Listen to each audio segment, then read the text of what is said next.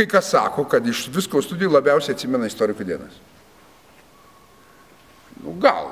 Mes apskritai apie visą šitą šventę ir šitą tradiciją sužinojame iš mūsų labai mylimo tuo metu dėstytojo, dar buvo jis asistentas Alfredo Bumblausko.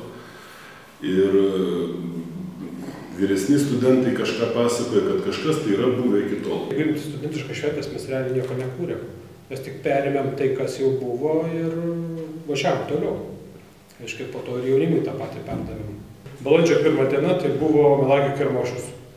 Nieks universitete neturėjo 2 švenčių, išskyrus mūsų fakultetą. Visi turėdavo ten. Tik tai specialybės dienos ir viskas. Iš kitos pusės tai buvo vėl tokia galimybė tiesiog pasilinksminti, jinai buvo jau truputėlį be tų istorikų dienos tradicijų, ten be dekano atvežimų ir be visokių kitų dalykų, tai būdavo tiesiog ir vadinamas Melagio Kermošius. Iš esmės ten jo esmė būdavo tai, kad studentai prisigalvodavo kiekvienas ten grupelę, draugai ar pavienį ar kaip nors, ką nors tokio smagaus daryti. Mes su Žilvinu Banevičium, su Slibinu jo pravardė buvo. Slibinas žinomas visam universitete, pravardė Slibinas, išvogėm raktą nuo Jono Varpinės. Savogėm tą raktą su labai kilniu tikslu. Užsilipome į patį bokštą ir suskaičiavome, kad balandžio 1 yra universiteto įkūrimo diena, nesgi istorikai visą tai žinome. Ir balandžio 1 ir mes suskaičiavome, kad tais metais sueina kiek ten 400, nepamenu, kiek ten paskaičiuoti, kiek ten tų metų išeina, vadinasi. Ir mes nusprendėm prieiti prie varpo ir suskambinti Vilniui universiteto įkūrimo progą, ten tiek tai ten metų, tiek kartų. Ir mes skambėjom, apglušom, apkurtom nuo to varpo. Kada susišnekėjom pusę dienos po to. Nes galvos pradėjo mums vaikti nuo aukščio. Ir mes jautėmės tokiais didvyriais, kad mes užsilipom. Esmė tame, kad tais laikais mieste nebuvo leidžiama skambinti varpais. Istorikų dienos tęsdavosi 3 dienas turbūt. Tai prasidėdavo, reiškia, futbolo varžybom, po to moksliniai ten renginiai vykdavo, konferencijos, ir plius tas jau bendruomenės vakaras. Tai va, bet mums, tiems organizatoriams, tai turbūt istorikų dienos tęsdavosi kokias 2 savaitės. Kas labiausiai įsiminė, tai dekano atvežimas į fakultetą. Grietą pasikinkę, stovintis po langais, studentai susirinkdavom, tie, kas iš Saulėtekio važiuodavo, tai pirmiausia pro dekano namus ir po langais sustoja gražiais balsais, bet labai įkyriai šaukdavom dekane, į darbo laikas, važiuojam, karietą laukia ir taip toliau. Buvo dar vienas iki sumanimas, kad ruošiamės dekaną atvežti prabangiai, bet dėstytojus surinkti nuo Gedimino aikštės, kadangi visi tą pačią gatvelę eina į fakultetą ir suorganizuoti rykšas. Paskui kažkaip kolegos pasibandė su tais vežimaičiais ratukai, sakė, klausyk, į kalnelį čia reikia juos tempti, vis tiek šiek tiek pakilimas. Sakė, kai kurių galim neužtempti. Jau nuo pačio ryto, kaip ir tokių paskaitų, tokios paskaitos būdavo prabėgom. Ir jau po pietų prasidėdavo renginys. Žmonės pradėdavo rinktis. Ir turbūt žymiausias iš tų žaidimų tai buvo legendinis Langų teatras. Režisuojant asistentui Alfredui Bumblauskui buvo statomas Karalius ūbas ir vaidinimas atliekamas Languose ant aukšto. Ūbas iš tikrųjų suteikė Lietuvai nepriklausomybę ir organizuoja puotą čia.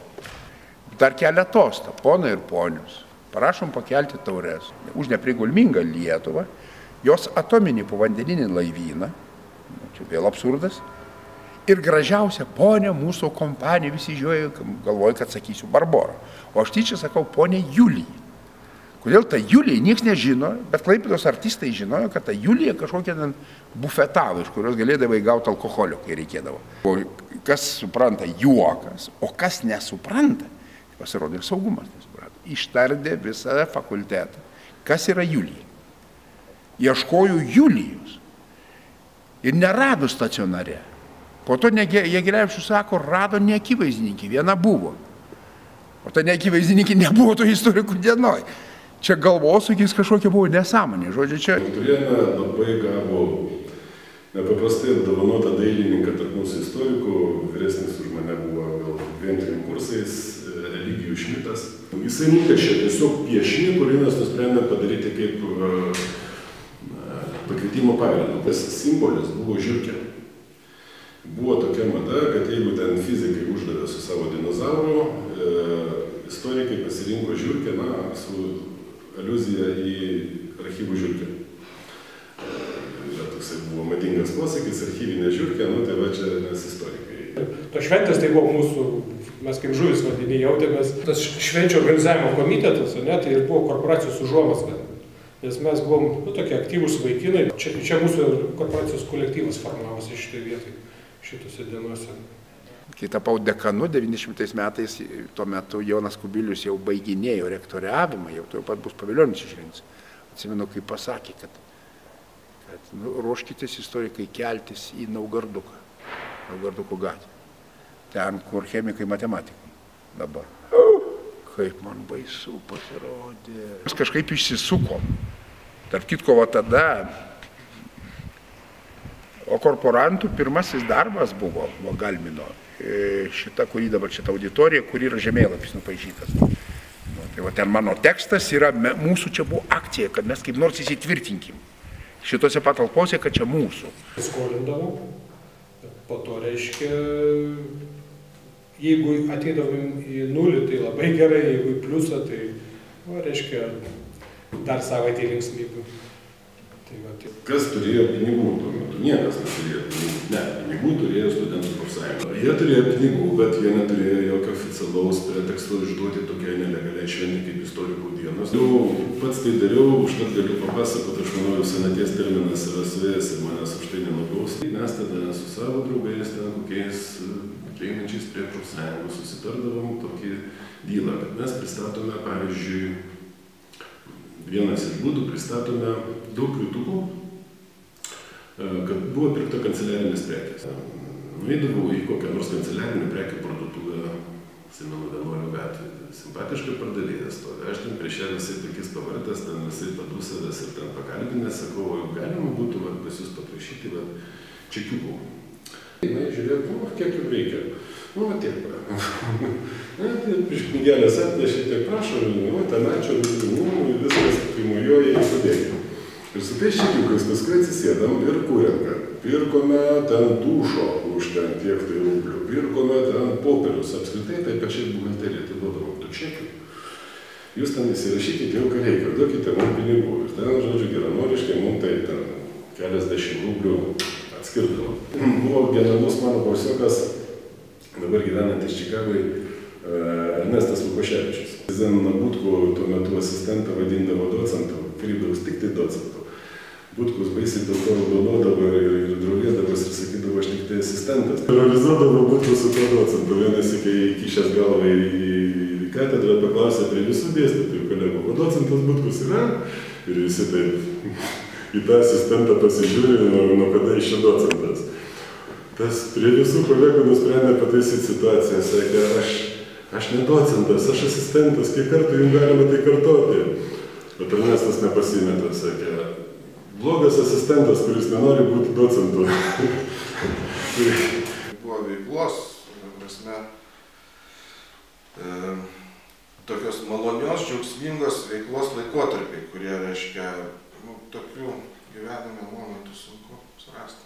Kai ateinam į šitą kiemelį, dabar šiaip be progos kartais tikslai, ateinam, apeinam per Liepą ir tai yra į vidų net, sakykime, auditorijos mes jau, tokie senai baigėm, nebeužeinam, bet į kiemelį vis laik vėlai užeinam ir ta Liepa vis džiugina, nes jinai praktiškai nesikeičia.